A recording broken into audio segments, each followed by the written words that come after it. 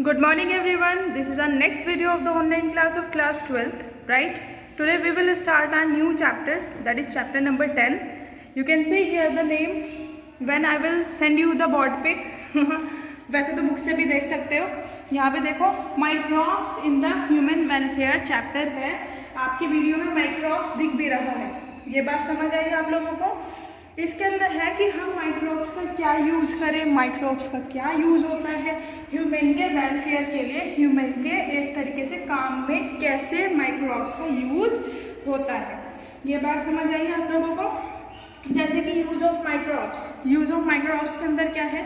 Microbes का मतलब है एक तरीके से डिजीज कॉजिंग ऑर्गेनिज्म. जैसे कि अब ये माइक्रोब्स जो है यानी कि बैक्टीरियाज, डिजीज कॉजिंग ऑर्गेनिज्म, हम तो ये नाम हमें एकदम से समझ आ जाता है ना कि माइक्रोब्स होंगे तो जरूर डिजीज ही कॉज कर रहे होंगे, लेकिन ऐसी बात तो जरूरी नहीं है ना. तो फर्स्ट हमारा क्या है? First in the house hold product के अंदर कैसे यूज होता है, खाना बनाने में माइक्रोब्स का क्या यूजफुलनेस है.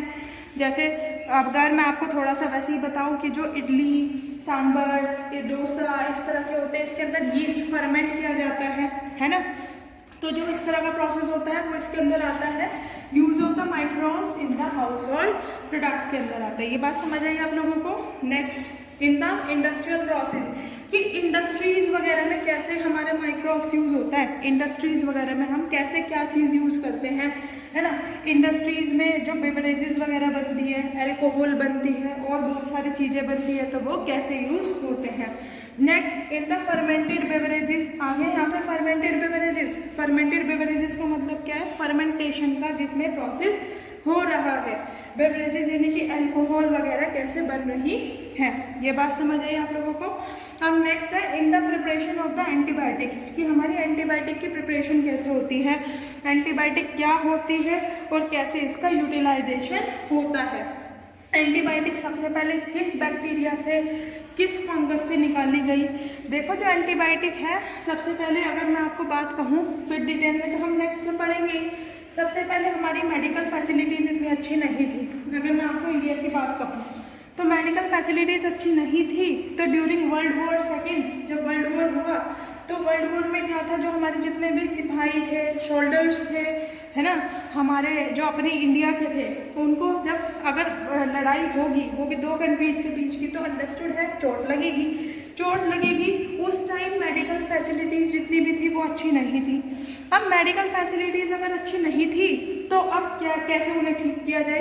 अगर मेडिसिन नहीं है तो अल्टीमेटली जिनको जो डिजीज़ हो चुके हैं, जिनके चोट लग चुकी है पर्सन्स के, उनके क्या होगा, एक तरीके से उनकी वही है कि वो जब सही नहीं हो पाएंगे तो वो बीमार रहेंगे तो जिंदा नहीं रह पाएंगे.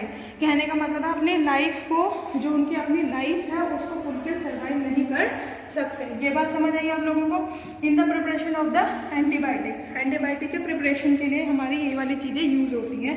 Next in the formation of the bioactive molecules के अंदर आते हैं कुछ सब्सटेंसेस वगैरह, जिसको भी हम डिटेल में पढ़ेंगे. और यहाँ पे ये भी पूछा जाता है कि बायोएक्टिव मॉलिक्यूल होता क्या है ना, कैसे कैसे यूज़ किया जाता है.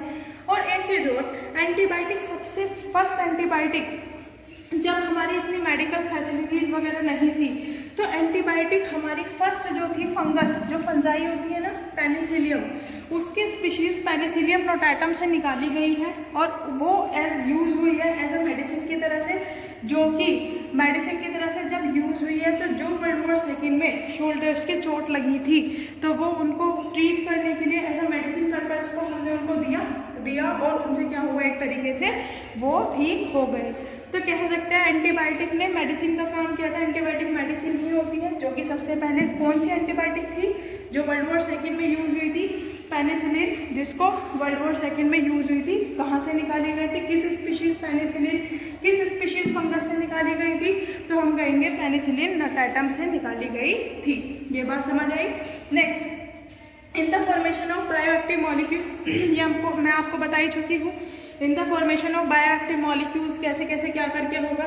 Next microbes in the production of the biogas production. देखो microbes in the production of biogas. Biogas क्या है?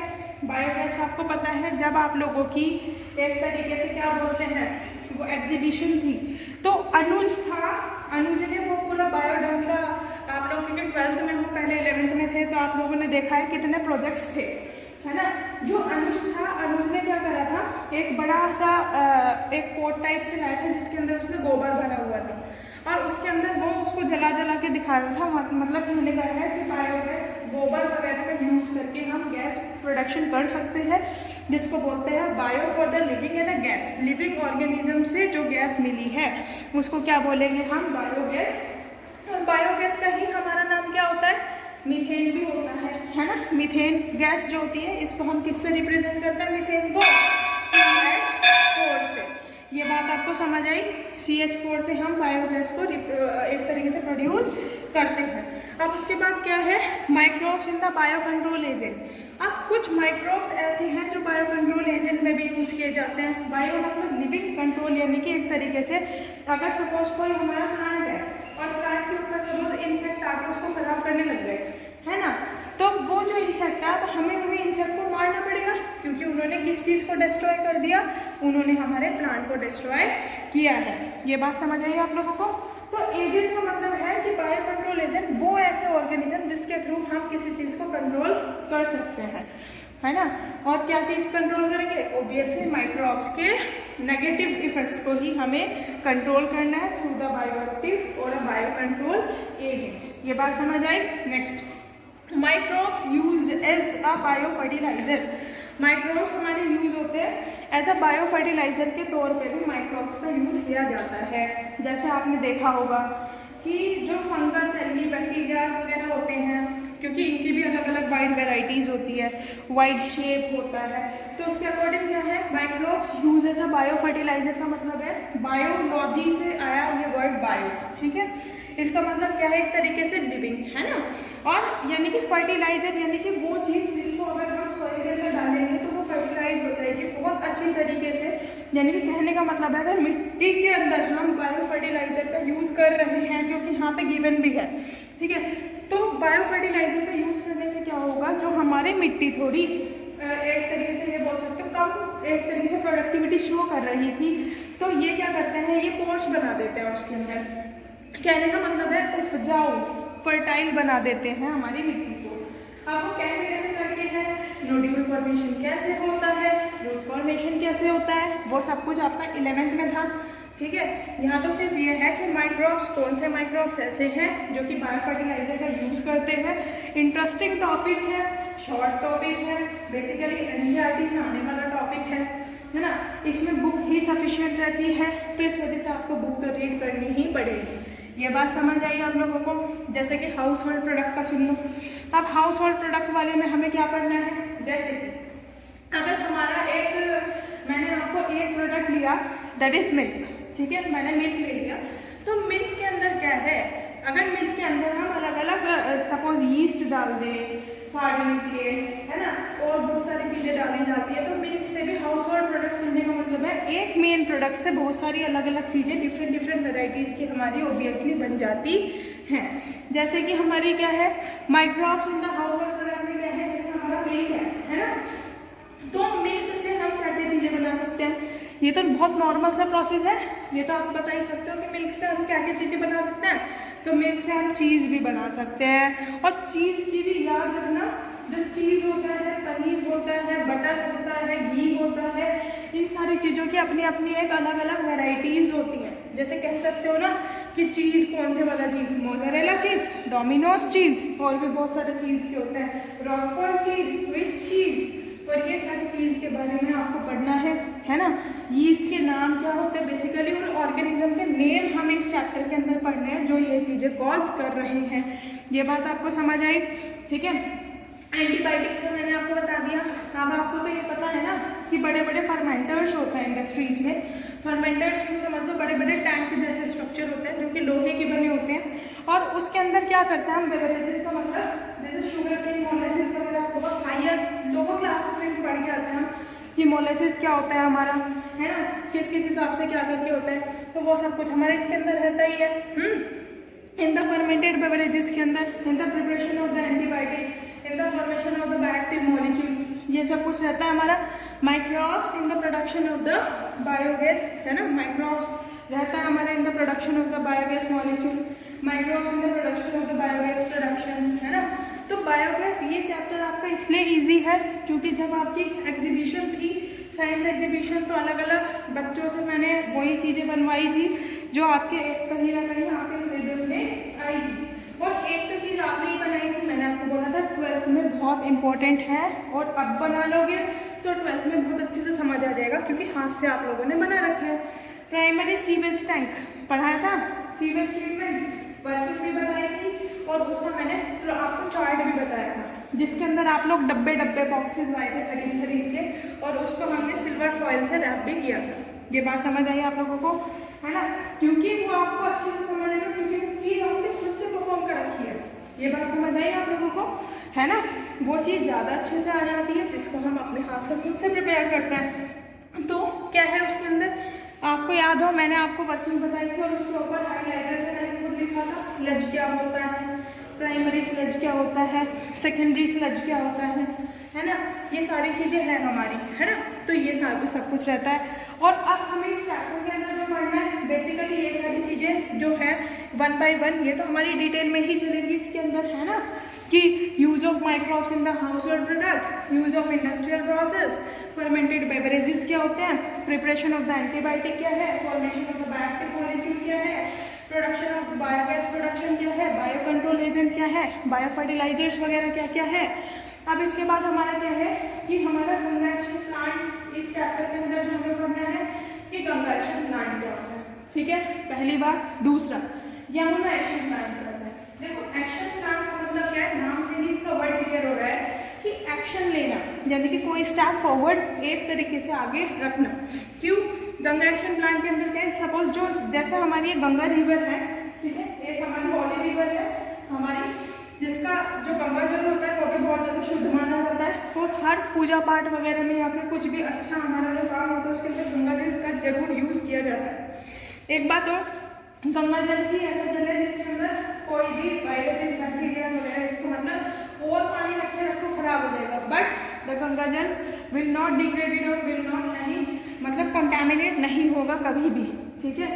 कैसे क्या है कि कुछ जिससे कि हमारी जो गंगा है वो हमारी होली रिवर है, तो उसके अंदर कुछ कंटामिनेशन ना आए, क्योंकि देखो लोग गंगा के अंदर नहाते हैं तो गंदगी छोड़ेंगे, है ना।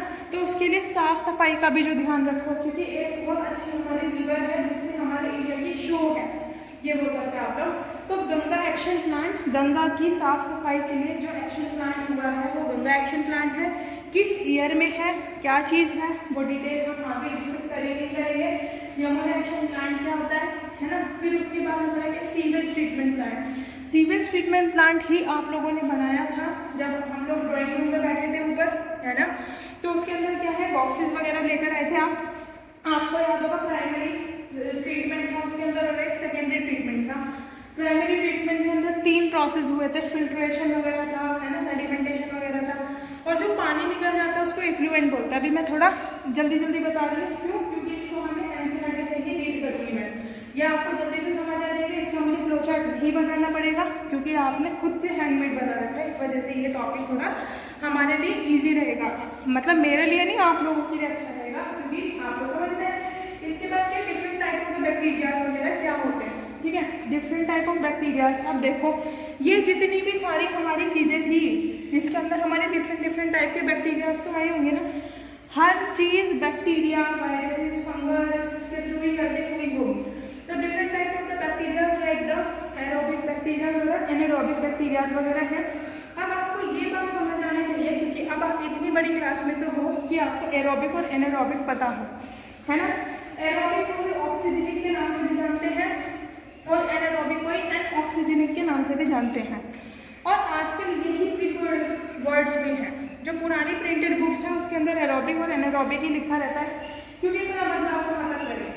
लेकिन जो न्यू लेटेस्ट बुक है जिसके अंदर आजकल एरोबिक की जगह पर वो क्या यूज़ करते हैं, ऑक्सीजनिक वर्ड यूज़ करते हैं, because the oxygen is required in this process, है ना।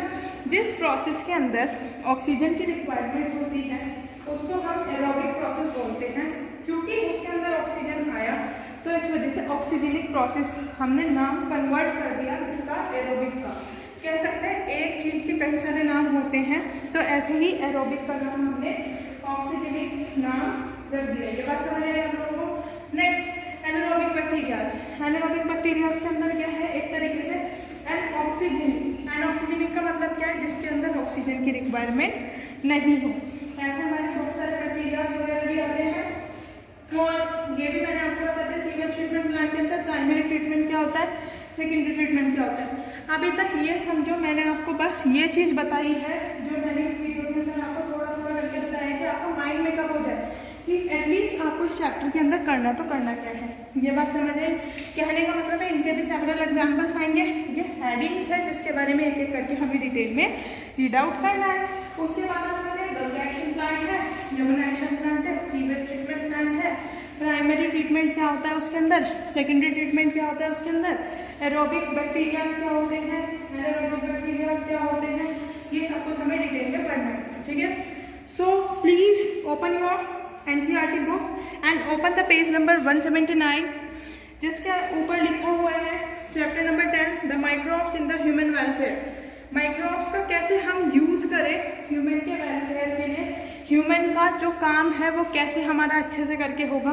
तो यहाँ देखो, beside microscopic plant and animal microbes the major component of the biological system on the earth. देखो जरूरी नहीं है, अगर मैंने आपसे पूछा आपको नहीं पता बैक्टीरियाज वायरसेस भी होते हैं क्योंकि वो हमें दिखाई नहीं देते, इस वजह से हम तो ये देखते हैं कि हमें आपके ऊपर एक प्लांट दिखा, एक हमें आपके ऊपर एनिमल दिखा, तो हमें तो बस यही चीज़ें दिखी, तो हम क्या कहेंगे एक तरीके से कि बैक्टीरियाज और वायरसेस होते हैं but they are naked. Naked का मतलब एक तरीके से हम इनको नहीं देख सकते।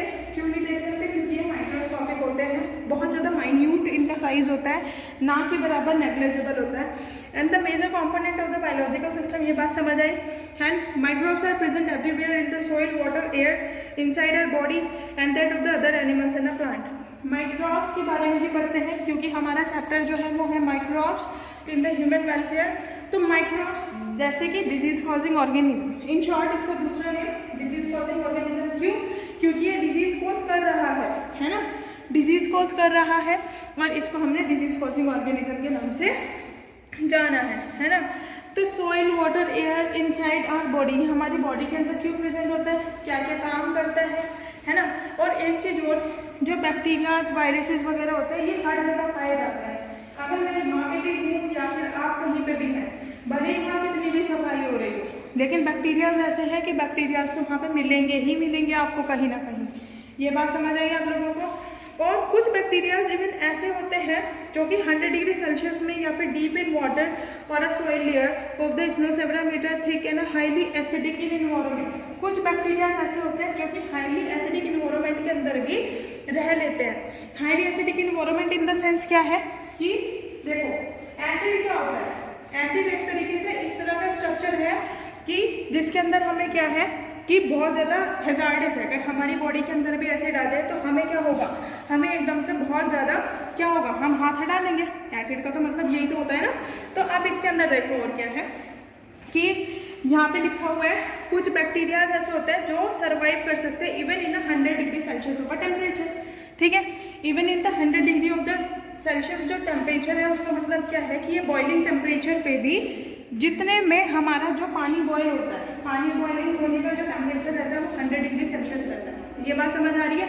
और इवन जो बैक्टीरियाज है तो ऑर्गेनिज्म ही, भले ही वो माइक्रो ऑर्गेनिज्म ही क्यों नहीं है। माइक्रो ऑर्गेनिज्म का मतलब जो छोटा ऑर्गेनिज्म है, जो छोटा है जिसको हम आँख से अपनी नहीं देख सकते, यानी कि माइक्रोस्कोप की तो रिक्वायरमेंट होगी ही होगी इस चीज़ के लिए। ये बात समझ आ रही है, ठीक है। लेकिन कुछ बैक्टीरियाज ऐसे होते हैं कि 100 डिग्री इवन बॉइलिंग टेम्परेचर के ऊपर भी वो सर्वाइव कर सकते हैं। अब वो उनकी कैरेक्टरिस्टिक प्रॉपर्टी आई तो आई क्यों, वो उनकी ऐसी कैरेक्टरिस्टिक प्रॉपर्टी इसलिए है, जो बैक्टीरिया है, बैक्टीरिया एक सेल भी तो है। सेल का मतलब क्या है, एक तरीके से यूनिसेल्युलर ऑर्गेनिज्म है ना। तो जो सेल होगी, सेल उसके चारों तरफ जो बाउंड्री प्रेजेंट होगी वो किस चीज़ की बनी रहती है, वो प्रोटीनेशियस लेयर के प्रेजेंट होती है। प्रोटीनेशियस का मतलब क्या है, जो प्रोटीन की बनी हुई होती है। ये बात समझ आई आप लोगों को। इसके बाद क्या है, microbes are diverse protozoan, bacteria, fungus and microscopic animal in the plant, viruses, viroids and also prions that are proteinaceous in infectious agent. क्या बोलोगे इनको, इन्फेक्शियस एजेंट भी बोल सकते हो। जैसे कि वायरस जो होता है, वायरस की छोटी फॉर्म क्या होती है, वायरोइड्स। ठीक है, एक तरीके से वायरस क्या है, वायरस भी प्रोटीन का ही बना हुआ मॉलिक्यूल होता है। जैसे हम लोग हायर ऑर्गेनिज्म है, हम लोगों की जो बॉडी होती है वो बहुत सारी सेल्स की बनी होती है ना, मिलियंस ऑफ द सेल्स की बनी होती है, लेकिन जो बैक्टीरियाज है वो सारी जगह प्रेजेंट है, और जो बैक्टीरियाज है वो सिंगल सेल के बने होते हैं, सिंगल सेल के बने हुए हैं, और हमें क्या है एक तरीके से डिजीज भी कॉज करते हैं। लेकिन ऐसा भी जरूरी नहीं है कि बैक्टीरियाज है तो अपने दिमाग में नेगेटिविटी ही लेकर आओ कि बैक्टीरिया है तो वो डिजीज ही कॉज कर रहा होगा, ऐसी भी कोई बात नहीं है कि बैक्टीरिया है तो वो डिजीज ही कॉज कर रहा होगा, ये बात तो बिल्कुल गलत है। ये बात समझ आई आप लोगों को, है ना। इसके बाद है हमारा you have read that microbes cause a large number of the disease in a human being, they also cause the disease in the animal in a plant and this is should not in the diverse. जो कहने का मतलब है disease करते हैं, जरूरी नहीं है एनिमल के अंदर ही करें, प्लांट के अंदर भी करते हैं। तो आज हमने क्या करा, यूज ऑफ माइक्रोब्स। माइक्रोब्स क्या होता है, माइक्रोब्स का क्या काम है, माइक्रोब्स का डिसएडवांटेज एडवांटेजेस क्या है, ठीक है। आज हम इतना ही पढ़ेंगे, नेक्स्ट संडे हम हाउस होल्ड प्रोडक्ट की डिटेल और इंडस्ट्रियल प्रोसेस की डिटेल हम करेंगे, ठीक है। किसी ने पुरानी वीडियोस नहीं देखी है तो प्लीज़ पहले पुरानी वीडियोस देखो, उसके बाद नहीं देखना। आज के लिए इतना ही, थैंक यू।